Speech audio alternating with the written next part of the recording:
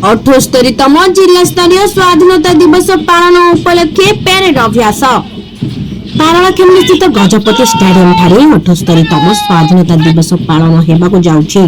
एथि सकाशे जिला प्रशासन तरफरु प्रस्तुति चूड़ांत पर्याय रे पहुंची। चलित वर्ष जिला स्तरीय स्वाधीनता दिवस परेड रे मोट 25 दल अंशग्रहण करुछन्ते। अगस्ट 11 तारिख रो स्वाधीनता दिवस परेड रे अंशग्रहण करुथिबा दल गुड़िकर अभ्यास गजपति स्टेडियम ठारे चलिछि। रिजर्व इंस्पेक्टर अशोक कुमार महांती प्रत्यक्ष तत्वावधान रे परेड अभ्यास चलिछि।